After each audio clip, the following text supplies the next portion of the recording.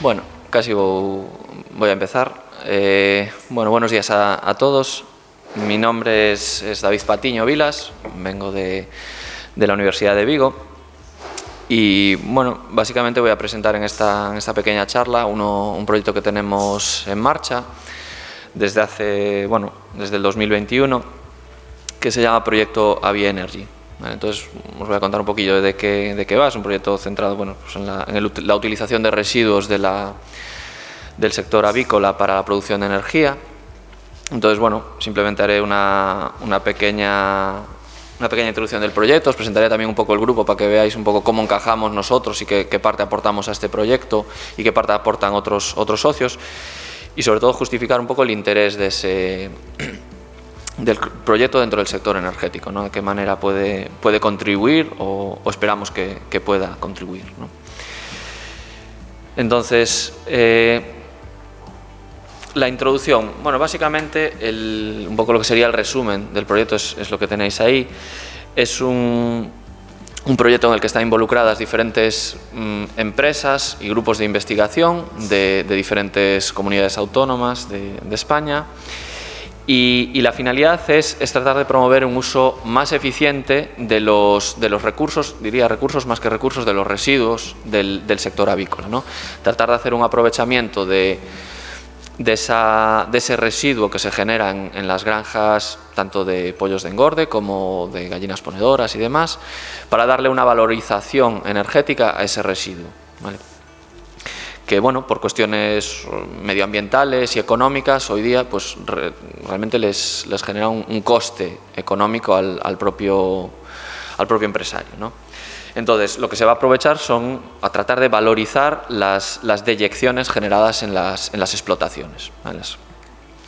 Entonces, esto es un poco el mapa de socios, ¿no?, que están involucrados en el proyecto. Un proyecto que está coordinado por Energy Lab y FEUGA, y en el que participamos pues como grupo de investigación la Universidad de Vigo y en concreto mi grupo, que es el Grupo de Tecnología Energética, y también hay un centro de investigación, participa el CSIC con uno de sus centros de Murcia, que son especialistas en edafología, ¿no?, en el estudio que veremos después del uso del residuo como abono o como posible abono para uso agronómico.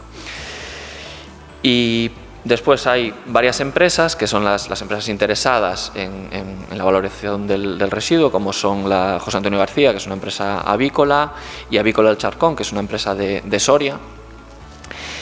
Y por último, una empresa que es la encargada de desarrollar la parte mecánica, la parte de la caldera, en la que vamos a intentar valorizar ese residuo, que es de Maux, es una empresa de Coruña, ¿vale? Entonces, ya centrando un poquito en nuestra experiencia, ¿vale? Yo os decía que vengo de la Universidad de Vigo, soy investigador del Grupo de Tecnología Energética. Es un grupo bastante grande que nos dedicamos un poco pues, bueno, a todo el uso al análisis de sistemas energéticos. Tenemos diferentes vertientes, como os enseñaré ahora. Bueno, somos un grupo cerca de 15 profesores, y entre investigadores, investigadores predoctorales, postdoctorales y demás, pues en torno a 30 personas. Es un grupo de referencia competitiva de la Xunta de Galicia, y básicamente nuestras líneas de trabajo son estas que tenéis por aquí, ¿no? Una parte muy importante y con la que nació, de hecho, el grupo es la línea de investigación de combustión de biomasa, y por eso directamente es la vinculación directa con este proyecto, ¿vale? Tenemos bastante experiencia tanto en el desarrollo de sistemas de combustión a nivel doméstico o industrial, tanto desde el punto de vista experimental, es decir, construcción y puesta en marcha de instalaciones, como su estudio desde el punto de vista un poco más teórico, de análisis de modelado y de estudios CFD para optimizar esos elementos, ¿no? Luego, pues bueno, al final, en tema de investigación, también muchas veces se hace un poco lo que las empresas necesitan, ¿no? Se apoya en lo que se puede. Entonces, hay una parte importante de nuestro grupo que se dedica también a la simulación de sistemas térmicos y a la implementación de sistemas térmicos en industria, intercambiadores de calor, producción de calor, etcétera, ¿no? Lógicamente, eso también tiene su vertiente en el sector automoción, ¿vale? Tenemos una parte del grupo que trabaja en el ensayo de motores, uso de nuevos combustibles, biocombustibles en motores, análisis de emisiones. Una parte muy importante del grupo en el momento en que nos vamos hacia la línea de biomasa, además, es el estudio y regulación de las emisiones. ¿Vale? El principal problema de la biomasa, a pesar de que la biomasa es una energía renovable, sabéis que son las emisiones, tanto las emisiones gaseosas como las emisiones de partículas, sobre todo es un problema muy importante. Y bueno, fundamentalmente entramos en el proyecto por esta parte, por la parte de biomasa, ¿no? De la utilización o valorización de residuos sólidos, ¿no? Aquí tenéis algunas de nuestras instalaciones, en este caso son pues calderas comerciales en las que bueno, trabajamos en su desarrollo, optimización, en el uso de nuevos combustibles. Sabéis que bueno, pues la biomasa, los combustibles derivados de madera son buenos combustibles que funcionan muy bien, pero una parte importante o grandes desafíos de la biomasa es la valorización de recursos que no sean tan buenos, ¿no? La utilización de biomasas o a veces residuales y otras veces de baja calidad, que tienen menos poder calorífico, que tienen mucha humedad, que tienen muchas cenizas, pero que económicamente son más rentables, ¿no? Entonces, bueno, esas biomasas cuando las utilizas tienen una serie de problemas de acumulación de cenizas, escorificación. Entonces, bueno, hay que estudiar bien el proceso para que seamos capaces de explotarlas, ¿no? No sé si se ve el vídeo. Sí. Entonces, bueno, aparte de los sistemas comerciales, lógicamente desarrollamos nuestras propias plantas piloto, porque a veces, pues bueno, si quieres estudiar, optimizar un proceso de combustión, cuando partes de un sistema comercial estás limitado, solo puedes hacer lo que el sistema te permite, ¿no? Y usar las configuraciones que ese sistema te permite. Cuando quieres ir un poco más allá, quieres controlar pues esas regulaciones de aire primario, aire secundario, la temperatura de los gases a lo largo de la combustión, estudiar un poco más en profundidad el proceso, necesitas tener absoluto control sobre el mismo, ¿no? Entonces, pues bueno, desarrollamos nuestros propios quemadores donde es mucho más fácil medir emisiones, medir ensuciamiento, por ejemplo, en el caso de combustibles como el que veremos ahora, ¿no? Derivado de la industria avícola, que genera mucha suciedad, ¿vale? Y antes lo mencionaba, es muy importante aquí caracterizar las emisiones, ¿vale? Las normativas nos limitan las emisiones de los sistemas de combustión, hay diferentes categorías. Y uno de los puntos más importantes hoy día es el tema de las emisiones de partículas, ¿vale? Sabéis que, al igual que los motores diésel, las combustión de biomasa son los grandes contribuidores a emisión de partículas. Las partículas sólidas son simplemente pues, lo típico que conocemos como el hollín o incluso cenizas volantes, ¿no? Son pequeños aerosoles, partículas sólidas en suspensión que se escapan en los humos de los gases, ¿vale? Entonces, digamos, son partículas muy peligrosas porque en general son partículas de muy pequeño tamaño. Cuando hablamos de combustión de biomasa, las partículas estamos hablando de partículas micrométricas. Si fueran partículas muy gruesas no son tan delicadas porque quedan en la atmósfera y por su propio peso sedimentan, caen. El problema son las partículas más pequeñas que se quedan volando. Aún por encima, cuando las respiramos, nuestro sistema respiratorio no es capaz de filtrarlas porque son muy pequeñas y se introducen en nuestro sistema respiratorio.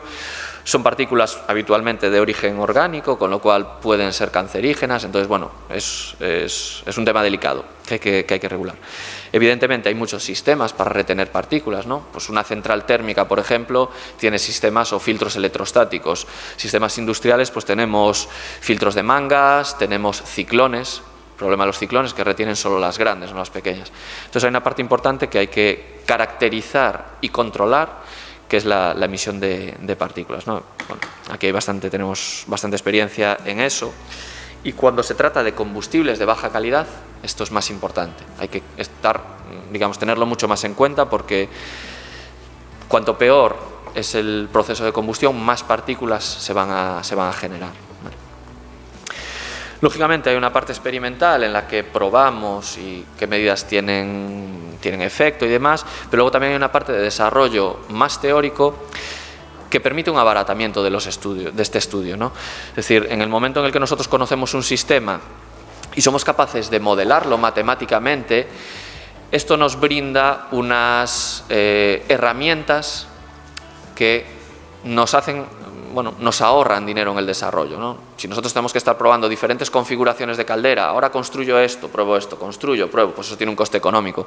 Si lo hacemos con un ordenador, pues al final la repercusión económica es menor y tiene un mayor beneficio para el cliente, ¿no?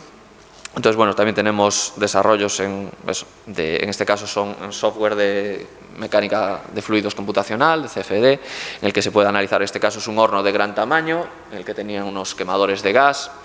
Esto era para calentar unas palanquillas de metal que pasaban a lo largo del horno, iban sufriendo un tratamiento térmico, ¿no? Acumuladores de agua, es decir, bueno, esta es una técnica que se puede aprovechar o utilizar para muchos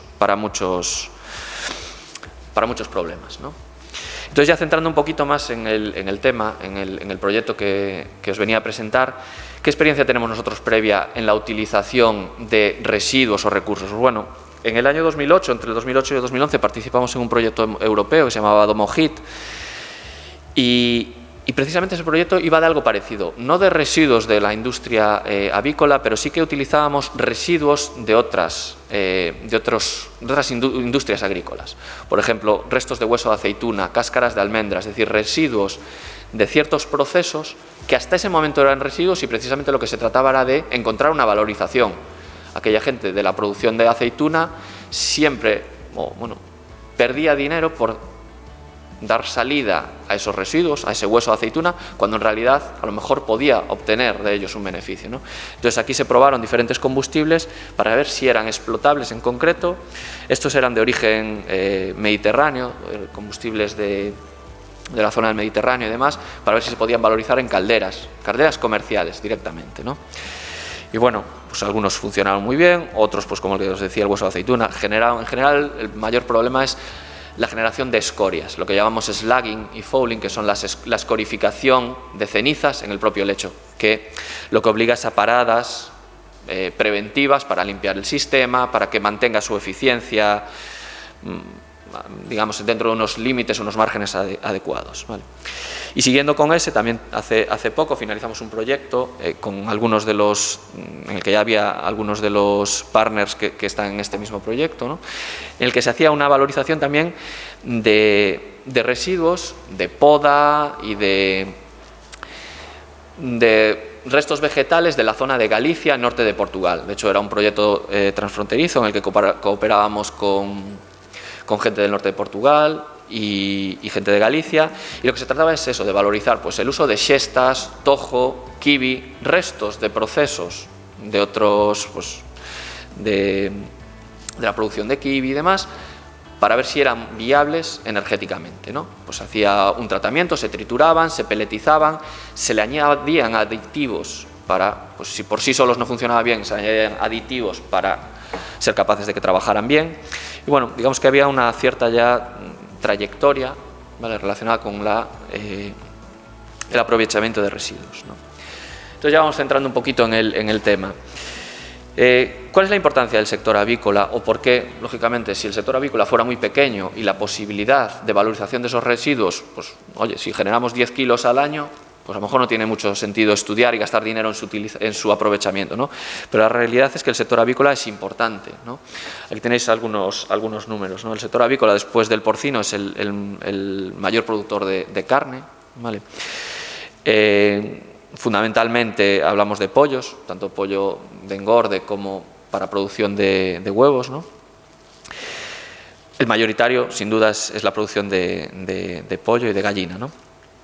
Entonces, es un mercado que está creciendo. Actualmente España yo creo que es el segundo productor europeo de carne de ave, por detrás de Polonia. Bueno, creo que antes el Reino Unido, ahora al salir el Reino Unido, digamos, pues hemos pasado del segundo puesto.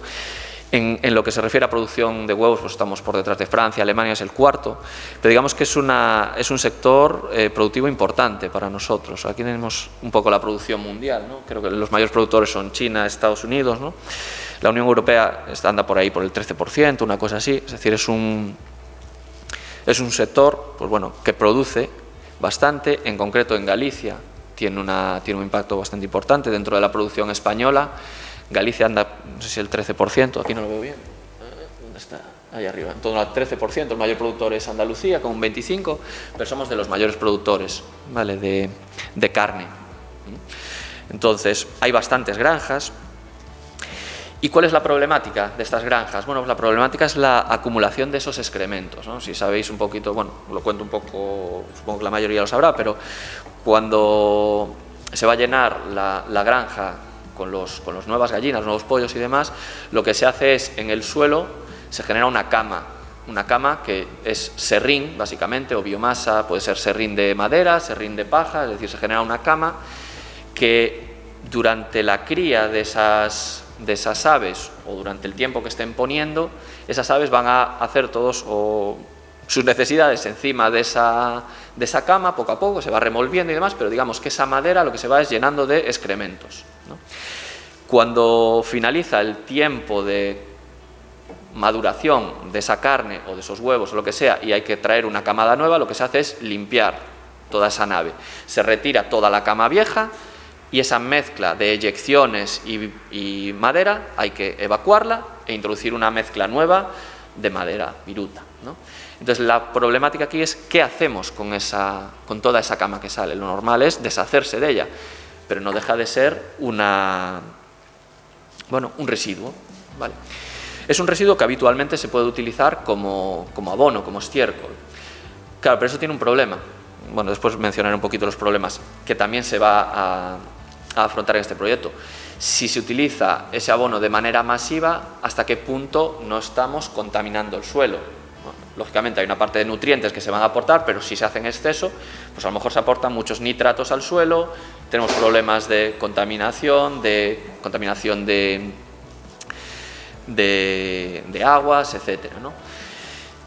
Tampoco se sabe, nunca se han hecho, o hasta la fecha no se han hecho estudios en profundidad de hasta qué punto ese abono es bueno para el crecimiento de las plantas. Es decir, sabemos que también modifica la conductividad del terreno, sabemos que...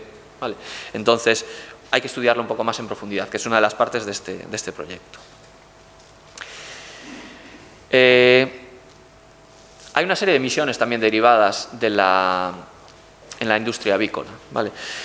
Ahí están estimadas, sabéis que se puede hacer un poco un análisis global del proceso y se estiman que por cada kilogramo pues, de pollo generado, de ave, se emiten 5,4 kilogramos de CO2, ¿vale?, equivalentes de CO2. En la producción de huevos son algo así como 3,5 kilogramos por cada kilogramo de huevo producido.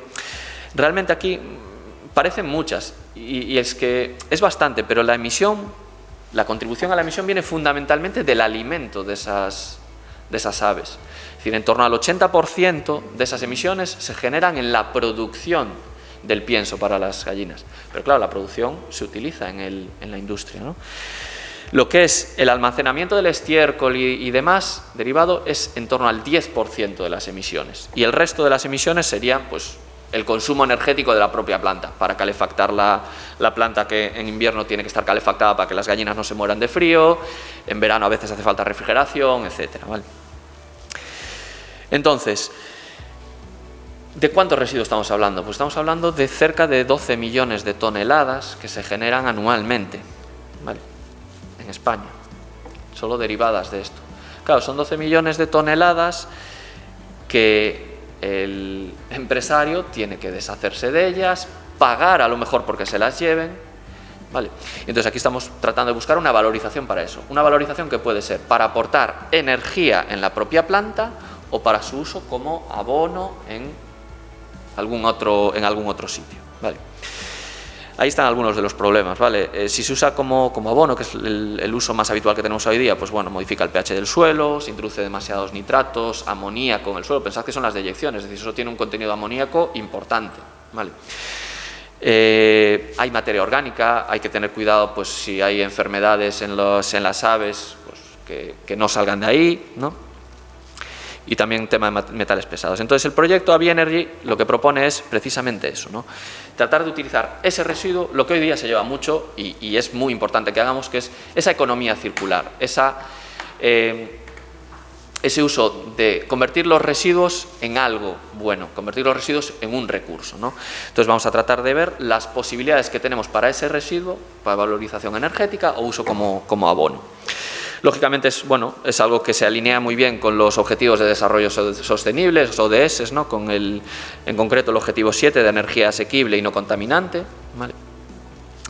Y esto es un poco el resumen operativo de lo que lo que pretendemos con el proyecto, ¿no? Hay unas granjas que son las que nos pueden proveer del producto. Entonces ese producto vamos a tratar de hacer una valorización, ¿vale?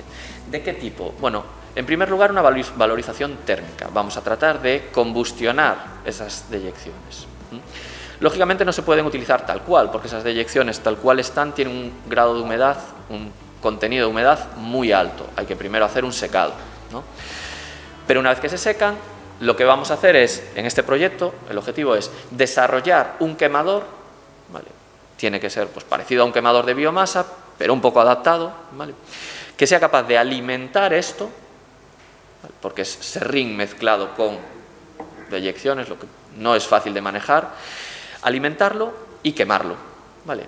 Quemarlo de un modo sostenible en el tiempo. Es cierto que habrá que hacer paradas cada cierto tiempo para mantenimiento, limpieza, etcétera, pero que sea posible utilizarlo, ¿vale?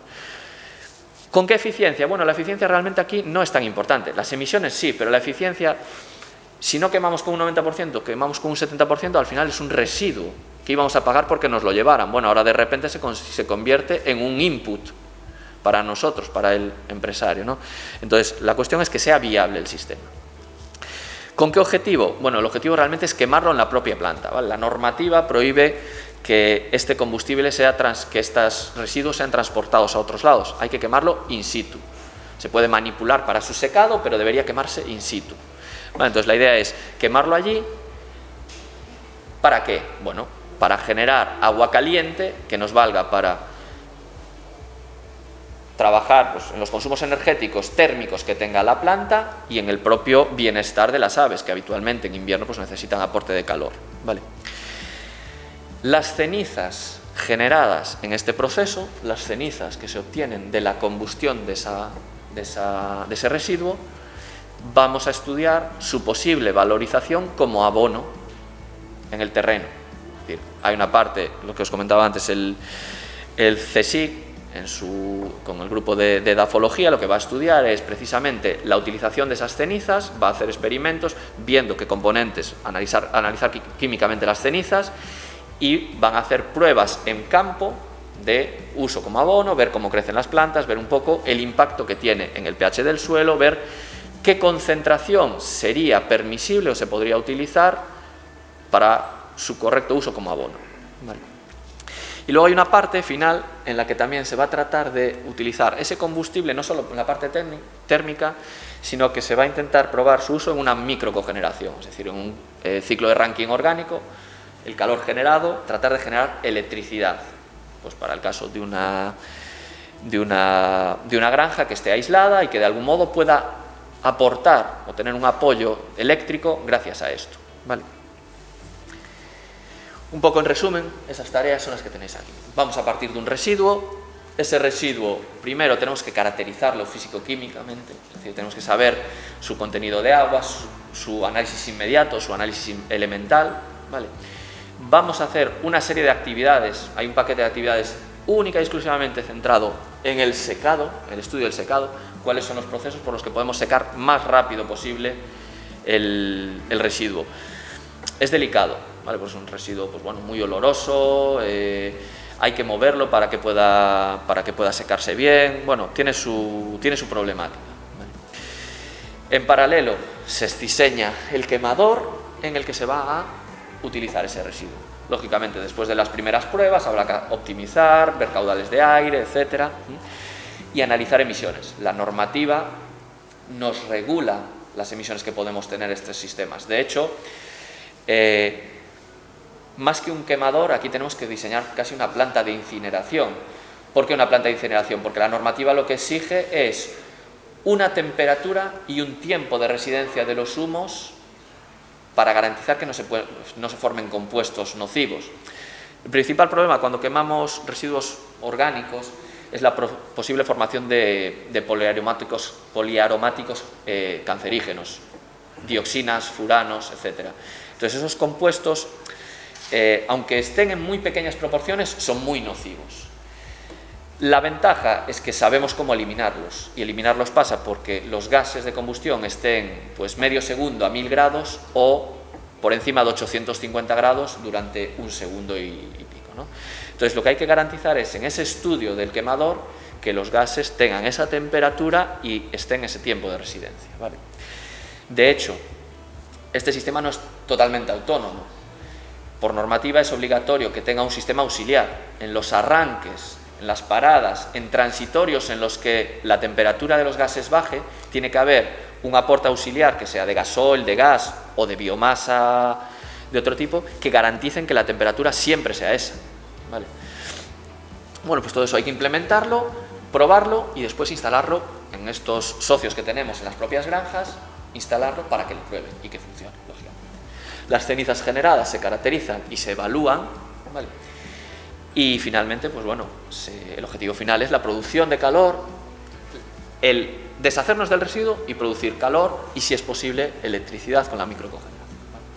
Lógicamente, a lo largo de todo el proceso hay un análisis de impacto ambiental, estamos midiendo cuánto estamos reduciendo las emisiones gracias a esto, estamos viendo un análisis del ciclo de vida, de cierto modo, de todo el proyecto, ¿vale?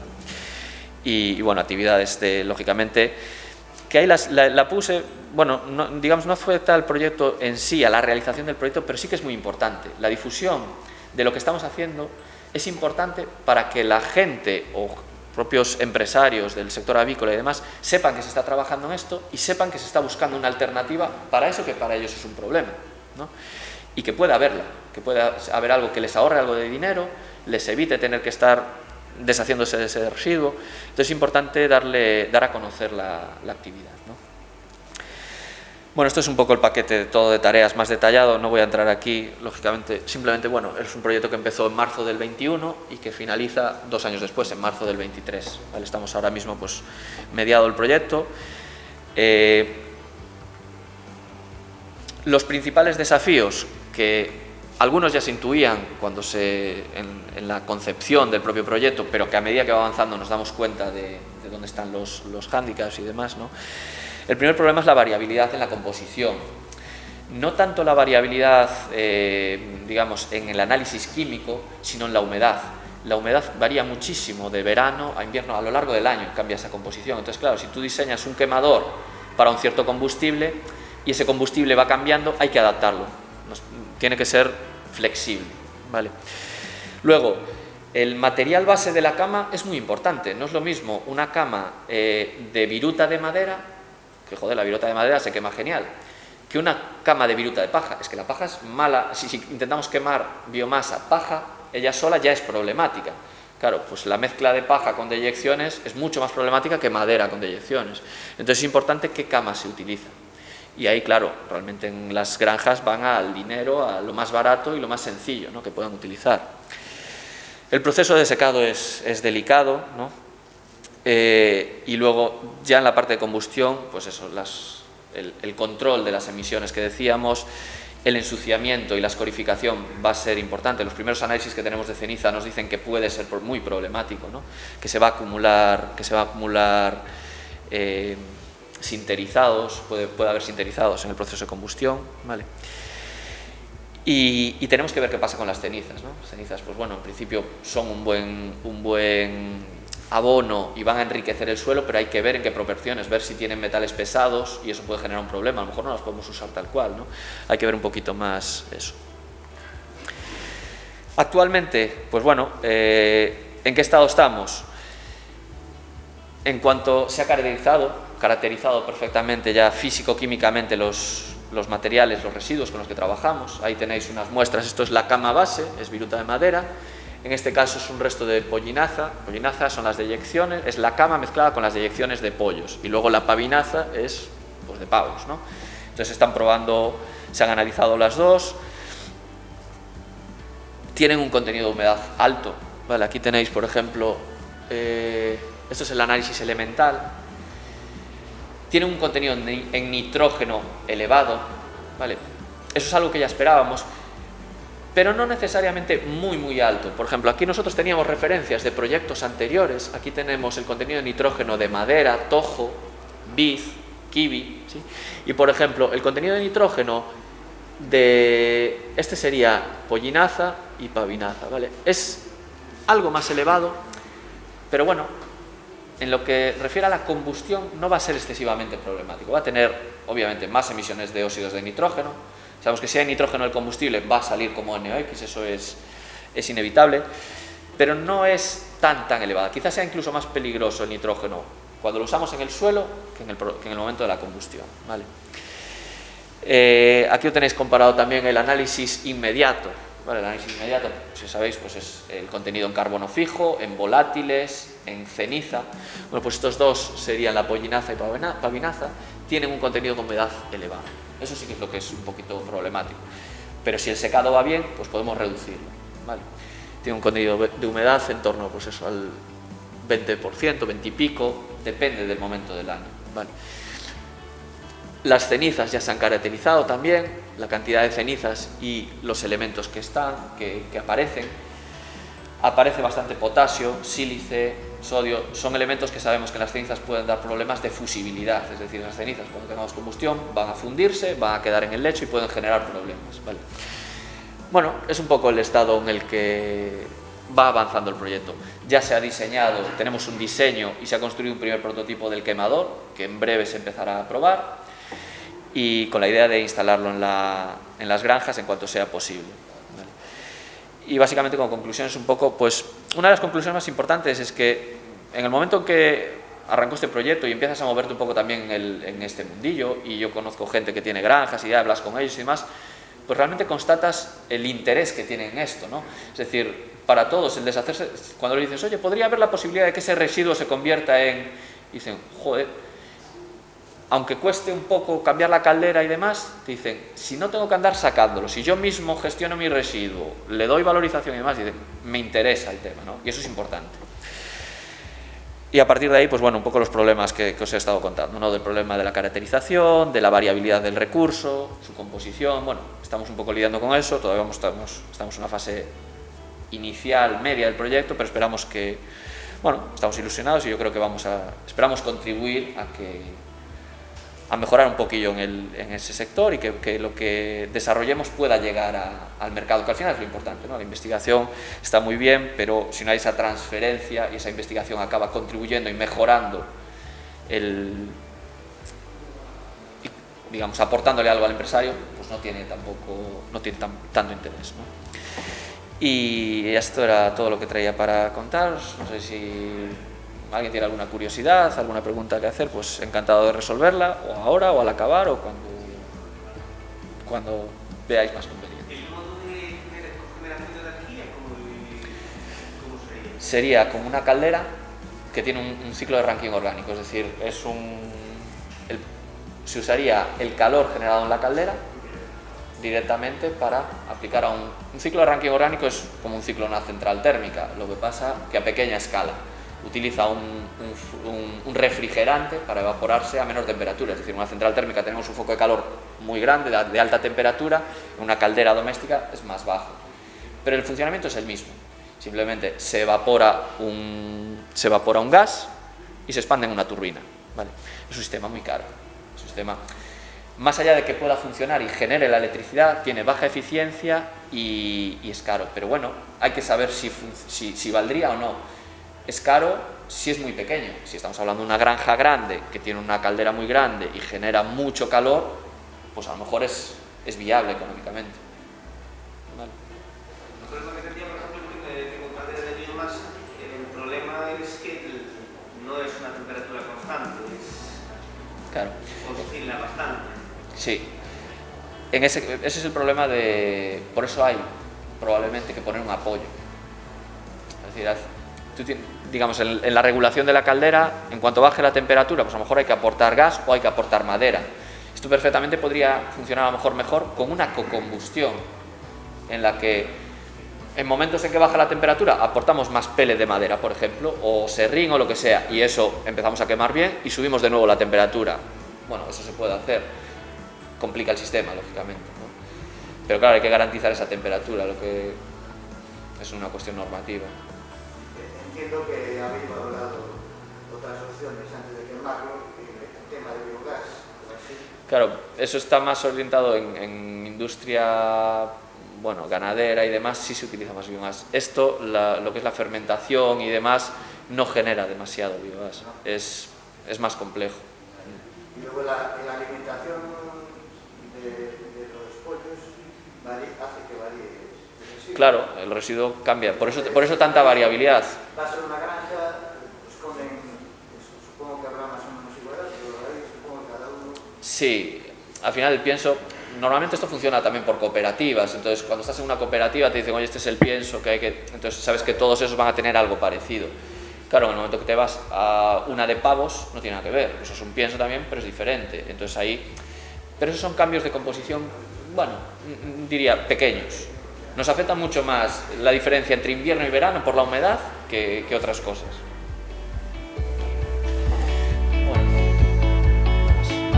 Pablo, te toca.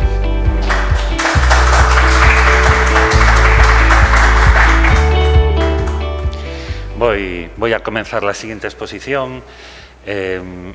Prácticamente me conocéis aquí al 100%, pero estoy obligado a decir eso, que soy Pablo Eguía y que soy compañero de David. Así que toda esa presentación que hizo del grupo de investigación y tal, soy compañero en la Escuela de Minas y Energía, donde damos clase, soy compañero del grupo de investigación y de muchas más cosas, ¿no? Entonces la presentación que él hizo ya vale para los dos, ¿no? Yo he enfocado más la actividad hacia la eficiencia energética en la edificación, tanto en la parte de la construcción como en la parte de las instalaciones. Y aquí voy a presentar un trabajo que se realizó hace ya 2 años. Bueno, en realidad los datos los empezamos a manejar hace 1 año. Y que consistía en hacer un gemelo digital del ambiente interior de un edificio, ¿no? Se nos ocurrió hacer eso a través de medidas de monitorización, ¿no? Y así lo he titulado Evaluación de la calidad del ambiente interior de edificios mediante técnicas de Machine Learning. Bien, a modo de introducción, los números de consumo final de energía en la Unión Europea, según la Comisión Europea, pues lo que es generar frío y calor se lleva más del 50% del consumo final de energía. Eso es mucho, ¿eh? Está por encima del transporte, por encima del consumo eléctrico de iluminación y de equipos eléctricos, ¿no? De esta, la mayor parte de la energía es calor, ¿eh? En la refrigeración, pues sí que hay picos en verano de mucho consumo, pero el calor se lleva el 90 y muchos %, ¿eh? En Europa, pues no hay esa necesidad de refrigeración. Así que el consumo de combustibles, pues es prácticamente combustibles fósiles, alrededor del 80% de lo que se consume para producir este calor, tanto ACS como calor, como calefacción. Pues el 80% se hace con combustibles de origen fósil, sobre todo gas natural y gasóleo, ¿no? También carbón, aún se sigue utilizando. Bien, si tenemos en cuenta entonces que más del 80% también del consumo en los hogares es para esto, para CS y calefacción, pues Europa, en el escenario en el que estamos de descarbonización de nuestra vida, ¿no? y de electrificación de los edificios, ¿no? De ir hacia que los edificios no consuman combustibles fósiles, pues se plantean 3 vías para reducir las emisiones de estos combustibles. La primera sería construir con técnicas más avanzadas y con mejores diseños, lógico. Un edificio que demande menos, pues gastará menos, ¿no? También uso de energía renovable, la biomasa, como lo acabamos de ver, lo ponen claramente, la biomasa y la energía solar, ¿no? Y, por último, también dicen una mejor gestión y reducción de la energía consumida. O sea, gestionar mejor la energía que consumimos y, con esta gestión mejor, pues conseguir reducir, ¿no? Y aquí es donde entra un poquito el trabajo que voy a presentar ahora, ¿no? Bien, vamos a presentar el caso del gemelo digital ambiental del edificio del Cintex. Ahora os lo presentaré. Hablaremos de cómo hemos monitorizado, porque hemos creado una serie de dispositivos que son eso, totalmente, desde cero. Son prototipos en realidad. ¿Cómo hemos hecho para manejar todos estos datos? ¿Cómo hemos manejado los datos ambientales? Y cómo hemos creado estos modelos de los que hablaba de Deep Learning, que es una parte del Machine Learning, ¿no? Para saber cómo está el ambiente interior del edificio, en todo el edificio, y no solo en los puntos donde medimos, ¿no? Porque podríamos llenar un edificio, podríamos llenarlo de sensores. No, se trata de poner 3, 4, 5, 6 sensores, pero saber lo que está pasando en las zonas donde no hay sensores, ¿no? Luego esto lo hemos comunicado con un gemelo digital, con un software de gemelo digital, y que ya sabéis que nos permite un poco, digamos, visualizar tridimensionalmente todos estos resultados que voy a mostrar. Bueno, el caso de estudio es el edificio de Cintex. Aquí se ve el mapa. Aquí, ¿no? Bien, aquí tenemos, a ver si pongo aquí un puntero, porque si no, no veo nada. Puntero, aquí. Pues aquí vemos, los que conozcáis el campus de Vigo, esta es la Escuela de Industriales, aquí está nuestra escuela, la de Minas y Energía, y el edificio del Cintex está aquí, ¿no? Esto es toda una imagen del campus universitario de Vigo, que como sabéis está un poco en una montaña, ¿no? Y este es el edificio que estamos tratando. Como veis, es un edificio singular, este gran voladizo, ¿no? Que presenta. Bueno, pues esa no es la zona que vamos a modelar. Vamos a modelar la planta baja. En la planta baja hay muchos metros cuadrados dedicados a laboratorios, entre los que tenemos nosotros laboratorios, pero también la gente de electrónica y automática, los de fabricación, los de materiales, energía y transporte, todo, ¿no? El edificio del Cintex es el Centro de Investigación en Tecnologías, Energía y Procesos Industriales de la Universidad de Vigo, y bueno, lo hemos tomado un poco este edificio pues porque se nos ocurrió que era un muy buen piloto para hacer todas estas comprobaciones, ¿no? Si le doy aquí a la lupa, creo que puedo... Ahí va, ¿qué ha pasado? Llevo mucho rato sin...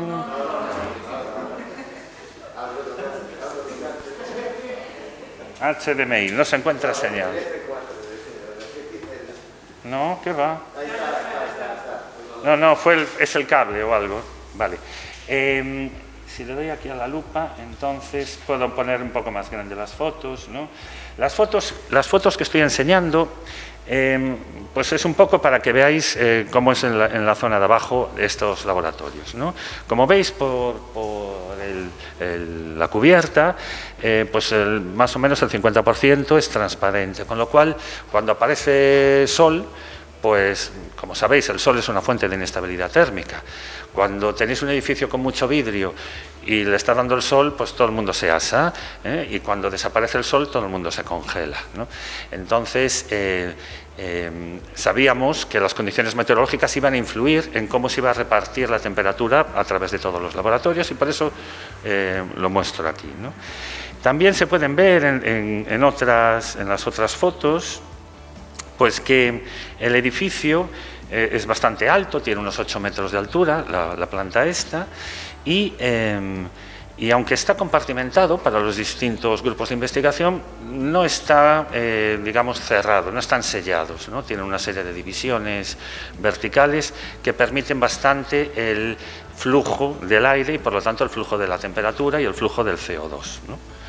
Vale, creo que aquí tenemos, ¿no?, al final un pasillo, y, bueno, y aquí es justo donde está la zona de David, ¿no?, y donde trabajan ellos. Bien, bueno, este es un plano en planta. Nosotros vamos a modelar este rectángulo de aquí, ¿no? Esto de aquí, porque esta zona de arriba es una zona que son unos pasillos muy grandes que te conectan con el exterior para poder meter y sacar maquinaria, pero no, digamos que no están ocupadas, ¿no? Al ser una zona de paso, pues la obviamos, ¿no? Bien, entonces nos planteamos cómo monitorizar el edificio, y para ello hemos desarrollado dos tipos de dispositivos. El primero, que es el que de verdad funciona continuamente, es el que llaman aquí dispositivo mural. Pues son unas cajas de este tamaño que hemos llenado de sensores y están preparadas para colgarlas en algún lado donde haya cerca una toma de corriente. La cobertura, por lo tanto, es continua. Dicen que son medidas no invasivas porque ya buscamos un sitio donde no molesten mucho, ¿no? Y la posición es fija, ya que si nosotros lo que vamos a medir es, a intentar es interpolar variables ambientales, necesitamos saber en qué sitios hemos medido para saber luego la influencia que tienen esas mediciones en otros puntos, ¿no? Por otro lado, los que hayáis trabajado con Machine Learning o inteligencia artificial o algo así, sabemos que tenemos que entrenar los modelos. Y para entrenar estos modelos necesitamos conocer las variables ambientales que queremos predecir pues de manera correcta, para luego entrenar estos modelos y luego los modelos ver si están prediciendo bien o no lo que hemos medido. Entonces, hemos hecho este dispositivo móvil que recuerda a un carrito de la compra, ¿no? Y que tiene un mástil en el que podemos ir subiendo y bajando los sensores, incluso girándolos, ¿no? Ya lo veremos ahora en un vídeo. Este es más autónomo porque como puede estar por en medio de los pasillos, pues no le pusimos unas baterías, ¿no? Para que pudiese estar más o menos unas 48 horas subiendo, bajando y tomando mediciones, ¿no? Ahora hablo un poco más de estos. Aquí vemos el aspecto interior de las cajas murales. Lo que hemos puesto fue, bueno, hay dos porque no en todas hemos puesto los mismos sensores. Aquí tenemos esto que veis violeta, pues es un sensor de radón para ver la concentración de radón. Aquí la parte esta azul de aquí, no sé si se ve, aquí no se ve, bueno, la parte esta azul pues es un medidor de partículas, ¿no? PM10 y PM100, tenemos el sensor de CO2, lo ha tapado está aquí debajo, y tenemos una serie de sensores más y una microplaca, una Raspberry Pi de 20 euros o menos, que pues tiene toda la programación necesaria para ir tomando los datos de estos sensores y mandarlos a un servidor, ¿no? A un servidor, no soy yo, a un servidor informático. ¿Y qué cosas medimos? Pues como se nos ocurrió medirlo todo, ¿eh? Luego tuvimos que desechar muchas de estas mediciones, ¿no? La temperatura y la humedad y la presión, pues es el típico sensor, ¿no? que ya vienen las tres medidas. Metimos el CO2, que es bastante complicado de medir. La temperatura superficial, tenemos como una cámara termográfica pequeñita de 8 por 8 píxeles. La temperatura radiante, que si nos vamos a la de atrás, pues es el termómetro de esfera negro, este de aquí, ¿no? Con una PT100 dentro, y que va midiendo la temperatura radiante, ¿no? Al estar tintada de negro, ¿no? La iluminancia, le hemos puesto luxómetros, le hemos puesto medición de partículas y de radón y ya está. Y con esto ya lo tenemos todo, ¿no? ¿Dónde hemos puesto estas cajas? Pues nos fuimos a las 4 esquinas del edificio. Si queremos interpolar, pues mejor ya tener los extremos de la planta, ¿no?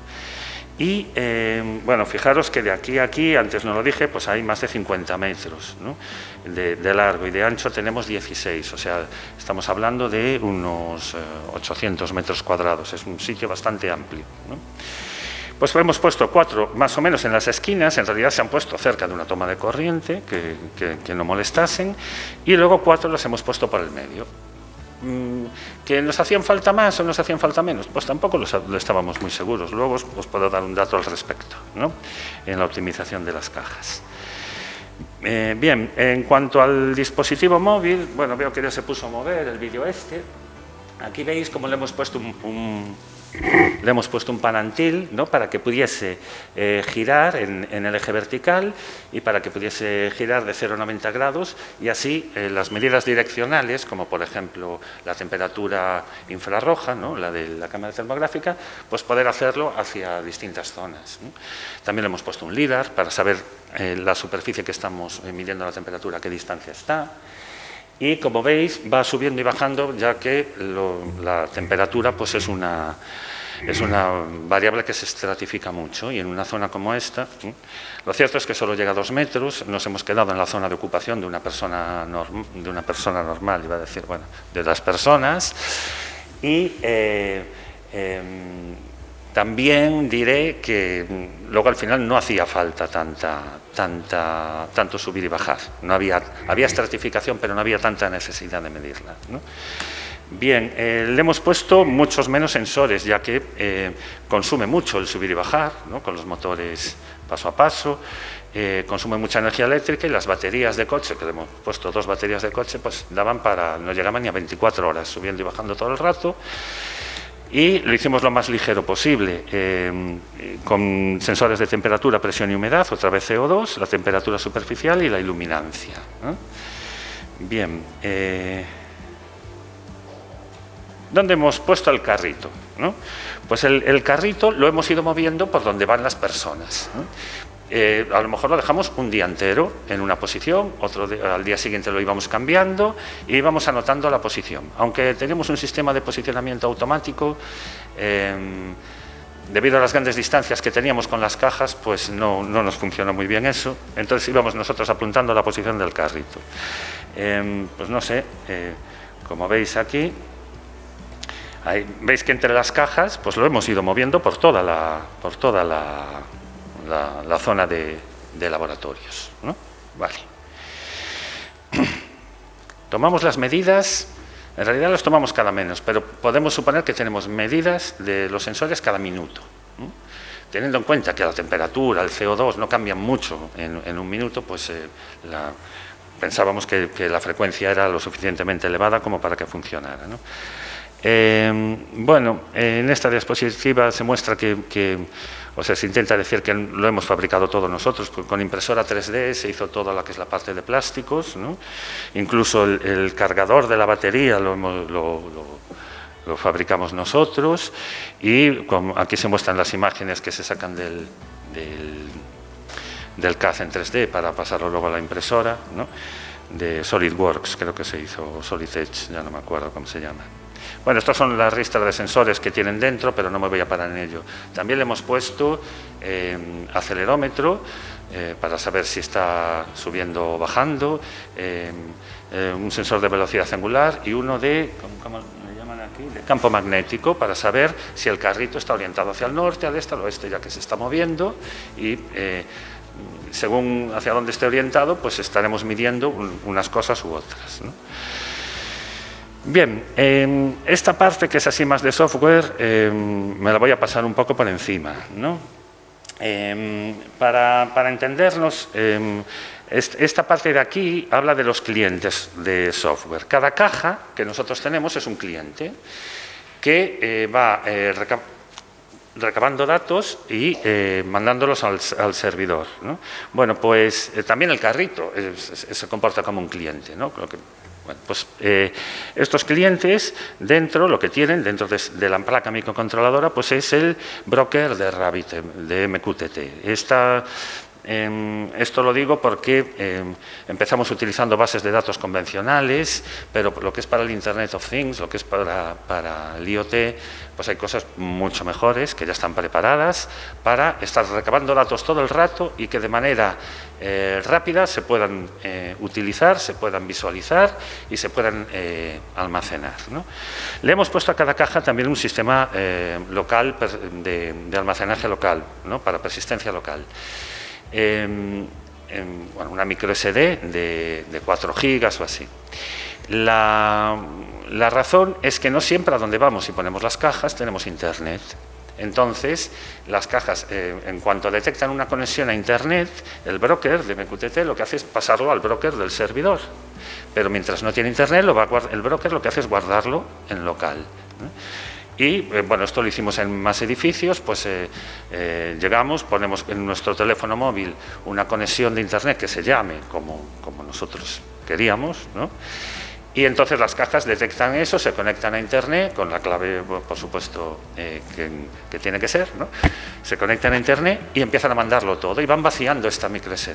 Si nosotros nos pasamos a lo mejor 10 días sin vaciarla, 10 o 15 días, casca todo, ya se llena la micro SD y entonces ya no funciona ni la placa ni nada, ¿no? Bueno, también tenemos los datos meteorológicos de los cableantes y de los que voy a hablar dentro de un rato. Todo esto va pues a los datos meteorológicos aquí en una capa de comunicación y los datos de los sensores al broker MQTT. Y de este broker pasa a InfluxDB, que es una base de datos ya pensada para el IoT y que se conecta muy bien a visualizadores como Grafana o Chronograph, que voy a enseñar ahora en una diapositiva a continuación. Esta es la diapositiva que me parece que se va a mover, ¿no? Esto es una página web hecha con Grafana, ¿no? A Grafana simplemente se le dice dónde está la base de datos y, digamos, se le configura para que empiece a mostrar estas cosas de aquí, pero no hay que programar prácticamente. Ya está todo muy pensado para la monitorización de edificios, ¿no? Aquí vemos cómo cogió solo 3 cajas, el sensor es de temperatura, ahora pone todos o pone uno. También podemos decir si muestra los últimos 30 minutos, como es ahora, o si muestra un periodo más largo de datos, se pueden descargar, visualmente funciona perfecto y se puede incluso particularizar la página web para que tenga la apariencia que nosotros queramos, ¿no? Y bueno, con esto, digamos, los usuarios pueden estar viendo qué es lo que está pasando, ¿no? Pero en realidad los datos los vamos a tratar de manera automatizada con el objetivo de obtener los modelos de Machine Learning. Bien, sobre el ambiente exterior, sabemos que las solicitaciones térmicas, las cargas térmicas que tenemos en los edificios o las demandas son debidas sobre todo a las condiciones exteriores. También a lo que pasa dentro del edificio, ¿no? Pero sobre todo a eso. Y de todas las variables meteorológicas que tenemos, las que de verdad influyen son la temperatura exterior y la radiación solar, ¿no? Si tuviésemos un edificio, un búnker, que no tiene, que no ve el exterior, pues entonces la radiación solar influiría mucho menos, ¿no? Y la temperatura también, claro.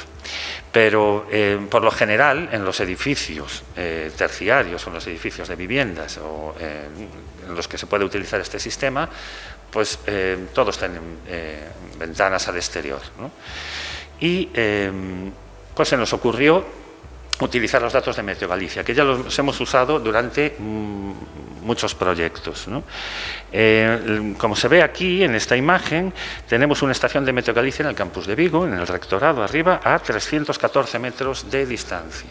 Esto hace que tengamos datos meteorológicos muy fiables, de muy buena calidad y muy cerca de nuestro edificio. Por eso no nos planteamos en utilizar estaciones meteorológicas nuestras que van a tener más error, ¿no?, que el debido a la distancia que hay y la diferencia de cota también, ¿no? Los datos de Meteo Galicia, tenemos la suerte en Galicia de tenerlos en tiempo real y de manera gratuita, los datos de todas las estaciones, ¿eh? Esto no pasa en ningún otro lado de España, pero aquí lo hicieron así. Y esto nos sirve para que podamos estar cada 10 minutos consultando la página y obteniendo los datos que tenemos en el servidor de Meteo Galicia, ¿no? Entonces, ya podemos verlo esto como una monitorización exterior. Lo que sucede es que no lo hacemos nosotros, lo hace una gente que sabe mucho más de esto. Bien, la estación meteorológica pues tiene una serie de sensores, pero ya digo que sabemos que la velocidad del viento no va a influir demasiado, pero sí que la temperatura o la radiación, pues vamos a ir guardando eso 10-minutalmente en nuestra base de datos que hablábamos antes, el InfluxDB. Y allí ya tenemos junto todos los datos de monitorización y todos los datos meteorológicos. Bien, me voy a adelantar un poco a lo del modelo de Machine Learning. Si nosotros nos quedamos sin datos meteorológicos y tenemos un modelo que necesita de los datos meteorológicos para funcionar, de golpe se derrumba todo el castillo, deja todo de funcionar y no podemos utilizar estos modelos de interpolación porque se ha caído la red de Meteo Galicia. Bien, hay una red que funciona todos los días, 24 horas al día, que es la red GFS. El Global Forecast System es lo que utiliza, lo que utilizan todas las agencias de predicción meteorológica. Se hace a nivel mundial, y entonces tenemos los datos de lo que va a pasar en las próximas horas para todo el mundo. En concreto, lo tenemos para el campus de Vigo. Ya tenemos esos datos. ¿Son datos reales? No, son datos de predicción, pero todos sabemos, porque yo recuerdo cuando era pequeñito que no acertaban casi nunca el tiempo y ahora aciertan a 6 horas vistas, lo clavan, ¿no? El tiempo que va a hacer. Y te dicen la temperatura, te dicen la radiación y, bueno, no se puede comparar con datos monitorizados, pero los hemos utilizado en más tipos de problemas energéticos, como en potencial fotovoltaico tal, y llegamos a tener errores bastante bajos, por debajo del 10%, utilizando esto en vez de los datos de monitorización reales, ¿no? Entonces, lo que hicimos fue una parte que es que se está conectando todo el rato a la fuente de datos de GFS y va guardando esos datos, ¿no? Que no tenemos los datos de verdad de temperatura y radiación de Meteo Galicia, pues usamos los de GFS y este siempre lo tenemos. Esto no se va a poder caer, se pueden caer las comunicaciones, claro, pero digamos que el sistema, también se pueden caer las cajas de monitorización y entonces dejaría de funcionar todo, ¿no? Bien, voy a hablar entonces ahora un poco de cómo interpolamos esos datos. Ya habéis visto que hemos monitorizado en 8 puntos de nuestra nave y luego ha habido un carrito que ha ido por en medio monitorizando, ¿no? Bueno, pues, ¿cómo funciona esto del Machine Learning? En concreto aquí de Deep Learning, porque se han utilizado las MLP, que hablaré ahora un segundito de eso. Bueno, esto que voy a contar es demasiado básico, o sea que si sabéis de Machine Learning diréis, lo que está diciendo no es muy cierto, ¿no? Pero podemos verlo como una caja negra. Tenemos una caja negra en la que le metemos unos inputs y sacamos unos outputs. Si se equivoca, lo que hace la caja negra, le decimos, estás equivocado, pues se realimenta y a ese proceso le llamamos entrenamiento o aprendizaje de nuestras redes neuronales, ¿no? ¿Cuáles son los inputs que nosotros tenemos para nuestro modelo? Pues ya lo he comentado. Tenemos las coordenadas donde medimos y las mediciones de esas cajas. O sea, tenemos todas esas cosas de temperatura, radón, iluminancia, CO2, de todo, y dónde lo hemos medido. También hemos puesto la hora del día. Y la razón es que, como esto de las redes neuronales son capaces de absorber toda la información y sabemos que los edificios se comportan diferentes, si es las 9 de la mañana o las 13 horas, ¿no? Porque la gente se comporta distinto, pues el modelo, digamos que va a hacer una interpolación diferente si son las 9 de la mañana que si son las 13, ¿no? O las 17. Eso, si le hace falta, si no le hace falta, pasa de la hora del día, ¿no?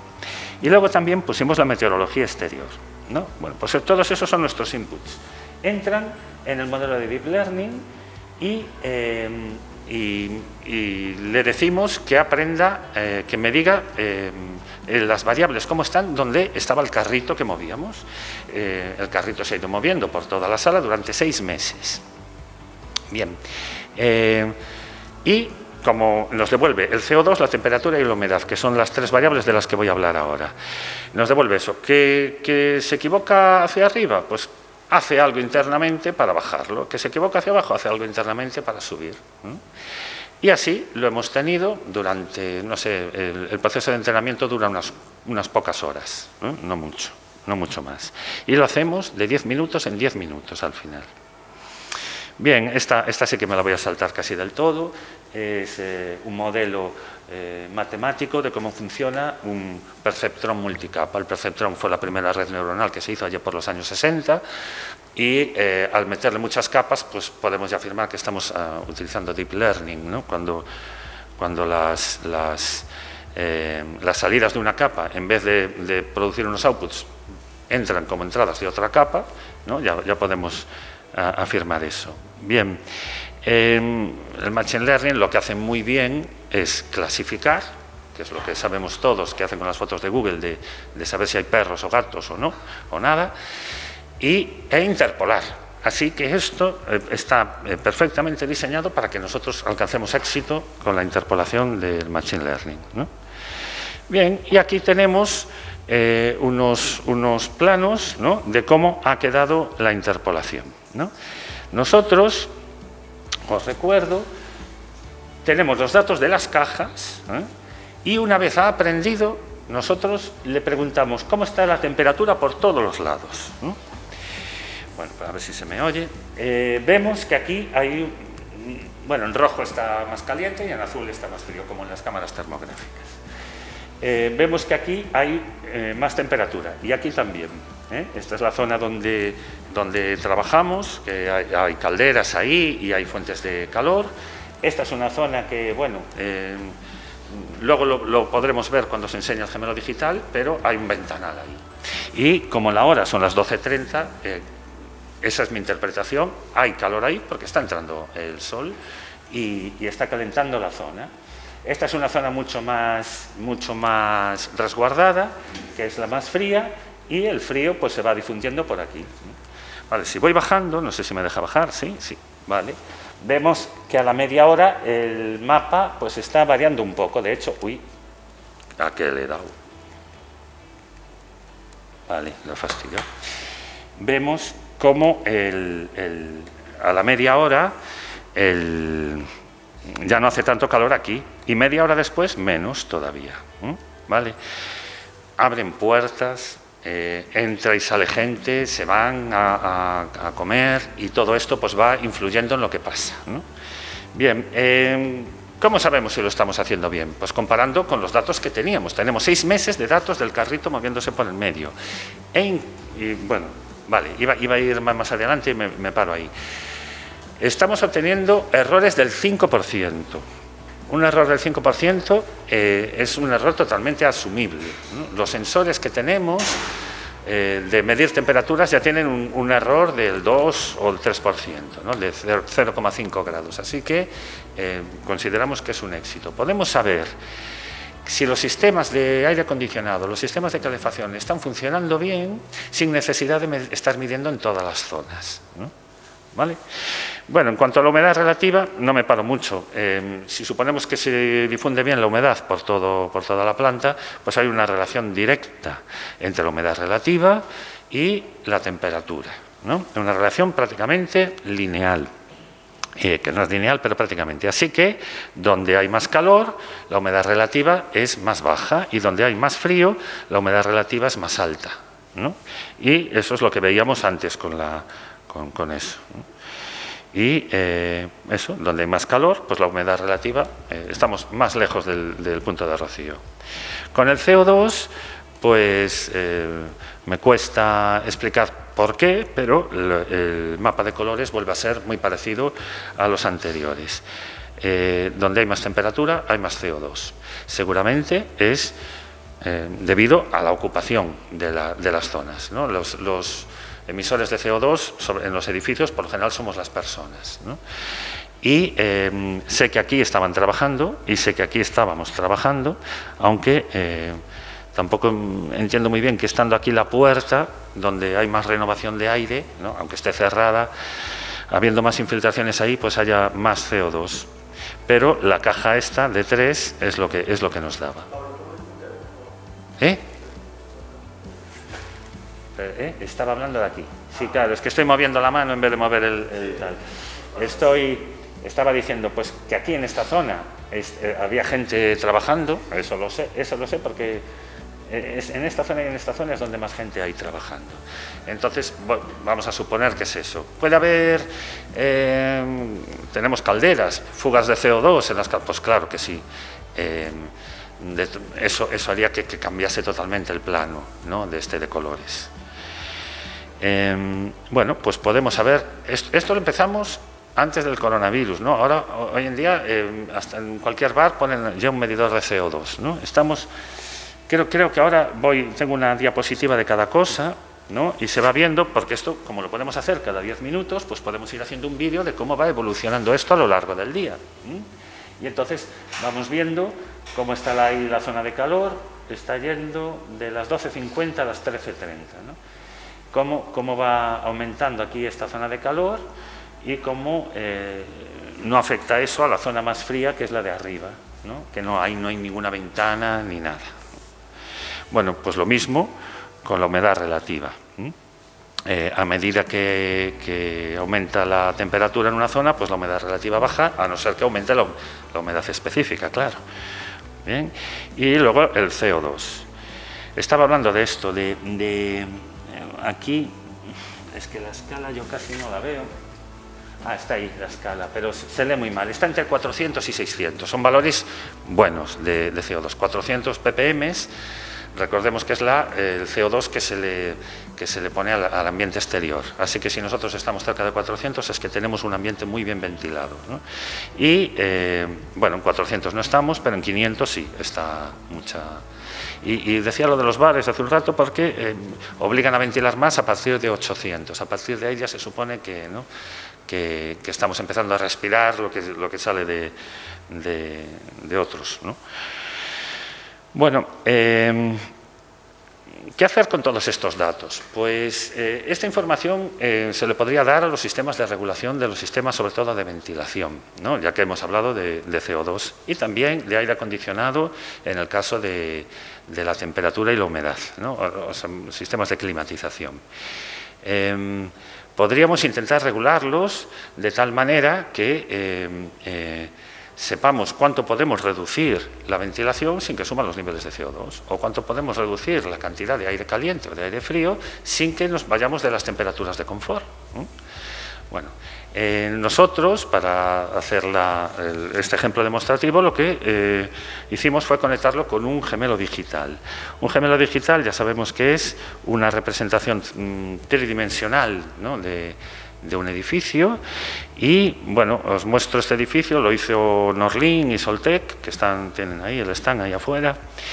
Bueno, esto es un vídeo que se hizo para presentar, y entonces lo que haces es, como en un videojuego, ir moviéndote por el medio del edificio, y allí donde quieras pues le das al botón y nos dice la temperatura, la humedad, el CO2 y más cosas que decíamos, pero que no presento aquí porque los resultados tampoco fueron tan buenos, ¿no? Aquí vemos la zona donde decía que está lo nuestro. Y aquí, esto sería la zona del medio que enseñaba antes, y que vamos hacia atrás y hay un pasillo ahí para meter y sacar maquinaria. Y bueno, pues aquí salió en un momento el rayo láser ese, pero casi no se ve, ¿no? Aquí es el ventanal que os decía, por eso hace tanto calor en el lado izquierdo del plano, ¿no? Y aquí ya estamos saliendo para afuera, lo cual, pues mira, dejo acabar el vídeo porque vamos bien de tiempo y porque es el final de todo esto, ¿no? Esto se hace con fotos y con un software específico que la verdad que te facilita mucho el trabajo, ¿eh? Y esta es la imagen que quería enseñaros. Déjame poner aquí esto, a ver así. Bueno, aquí alguien apuntó ahí y entonces pone la temperatura, la humedad, la concentración de CO2, en este caso la presencia, ¿no? Porque también estábamos contando personas, ¿no? Y sabíamos si había personas hacia un lado o hacia el otro del edificio. Pues ya habíamos puesto una cámara web en la puerta y veíamos si la gente iba hacia un lado o hacia el otro, ¿no? Y con esto pues acaba un poco la presentación. Como conclusiones, pues decir que si nosotros queremos monitorizar bien un edificio, pues no hay en el mercado, o sea, hay muchos dispositivos de monitorización, pero así de bajo coste y que tengan toda esta versatilidad como los prototipos que hemos desarrollado, pues no lo hay, ¿no? La utilización de estas microplacas de bajo coste, sensores de bajo coste, bueno, el de radón vale mucho, pero en general los otros valen pocos euros, ¿no? El software, pues si tienes la posibilidad de instalar Linux, porque esta parte de cliente-servidor no está bien desarrollada en Windows, pero en Linux es para alguien que sepa, es coser y cantar. Si tenemos la suerte de tener los datos meteorológicos bien, si no, siempre se puede utilizar el GFS, que es lo que utiliza WinGuru para darnos, ¿no?, el tiempo. Y con un proceso de entrenamiento y un sistema de redes neuronales un poco, digamos, diseñado ad hoc, ¿no? Pues conseguimos errores entre el 5 y el 6%.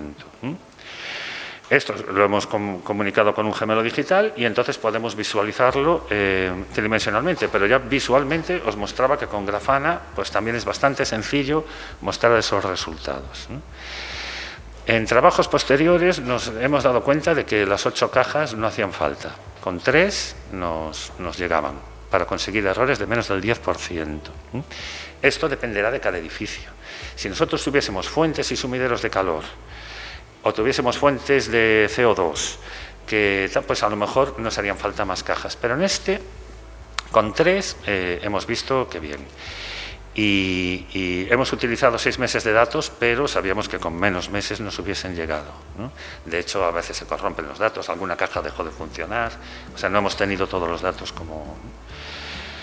Y bueno, ahora aquí sí que lo dejo, si alguno tiene alguna pregunta que hacer, pues... Sí. Bueno, en lugar de enhorabuena por el proyecto, trabajo que detrás. Sí, voy a presionar, la verdad, chulo. Y claro, yo entiendo que esto es escalable. Hemos empezado con este edificio. ¿Cuál sería el siguiente reto, el siguiente edificio que analizar? ¿No? Para ir un poquito Hemos ido a más edificios, sobre todo edificios que nosotros tuviésemos de nuestra mano, ¿no? Entonces, en un proyecto que tuvimos, pues nos fuimos a Povisa. Povisa es un edificio más bien antiguo, no tiene nada que ver con esto. Hacían falta demasiadas cajas, claro, demasiada monitorización, era un sitio difícil de molestar a la gente, entonces lo hicimos en ciertas... nos fuimos, por ejemplo, al edificio de al lado que tienen consultas externas, nos fuimos a zonas más de oficinas, pero no nos dejaron meternos donde estaban la gente enferma, claro. Allí monitorizamos con cajas, pero no pudimos meter el carrito, por ejemplo, ¿no? Nos sirvió de monitorización y pudimos hacer un informe de que las condiciones eran bastante buenas allí, pero digamos que todo este proceso del gemelo digital y tal, pues no lo pudimos hacer, ¿no? Depende mucho del edificio. El Hospital Álvaro Cunqueiro, por ejemplo, tiene una ventilación y una climatización, al menos en las partes en donde he estado yo, que yo no he estado nunca en un edificio tan bien climatizado. Es increíble, no huele a hospital, no huele a lejía, ni huele a desinfectantes, no huele a personas, no huele nada, está muy bien ventilado. No sé cuántas renovaciones ahora estarán ventilando allí, ¿no? Allí sería muy fácil. Estamos con unas condiciones tan buenas que ya vamos a saber con poquitas mediciones lo que hay en todos los lados, ¿no? En edificios, ya te digo, más antiguos, más enrevesados, con pasillos más pequeños, con tal, pues deberíamos intentar ir hacia ahí. Hay otra cosa más. Los modelos de Machine Learning, cuando los tienes preentrenados, aprenden más rápido, ¿no? O sea, si nosotros cogemos esto, que lo hemos preentrenado para ese edificio, y lo ponemos, por ejemplo, hoy aquí, no le hacen falta 6 meses de datos, le hacen falta muy pocos días de datos para, digamos, como para calibrar el modelo, ajustarlo de una manera más fina y aplicarlo aquí, ¿no? Y en eso estamos trabajando. Estamos trabajando con métodos de optimización multiobjetivo para reducir el número de cajas y que ya vayan preentrenadas y en poco tiempo sean capaces ya de empezar a dar resultados, pues, por debajo del 10% de error. Pero todo está ahí. El coronavirus nos paró mucho todo esto.